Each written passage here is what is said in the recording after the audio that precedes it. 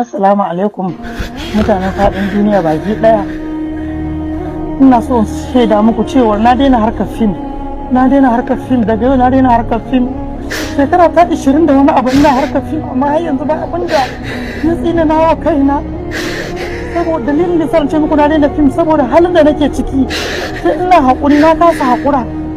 Ba ni da uwa ba ni da uba ba mai taimako na. Da ni ga 'ya'yana ba mai taimakon mu.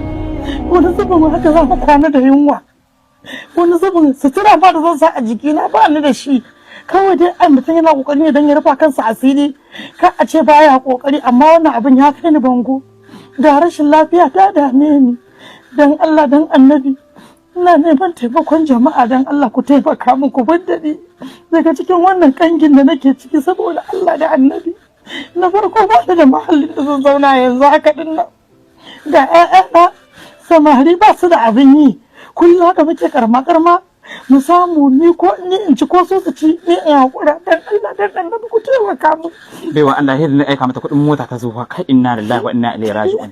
Karanta 20 da wani abu tana harkar fim ɗin Hausa wato Kannywood, amma abin da tace babu abin da ta tsinana wa kanta balle 'ya'yanta ko kuma wasu masu amfana a jikinta. Yau ta fito duniya tana neman taimako a taimaka mata. Shi yasa kullum Dr. Husaini ko Dr. Hassan ne sunan shi yake magana akan yan fim, yake cewa fim ba sana'a bace, fim ba abu bane mai kyau, kullum yana magana. To kun ga wannan kadai darasi ne zuwa ga wanda suke masana'antar fim. Yau da za a ce yau juma'a kin mutu, gobe asabar akwai fim naki da za a saka, wannan mutuwa nan da kika yi ba za a fasa saka ba. Ka ku saurari abin da take ga, in kuka ji sai in ci gaba da muku bayani.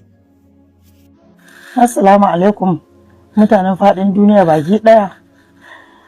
Ina so in shaida muku cewa na daina harkar fim.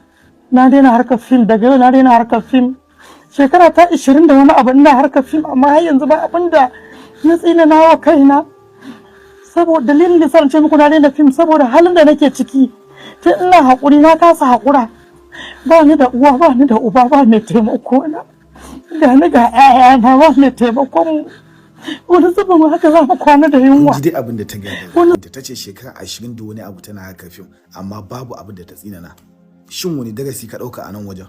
Shin ku sake daukan darasi ku da kuke masana'antar? Ba muna zagin masana'antar bane, wanda suka yi shekara 20 shekara 30 baya wanda suke haka me suka zama?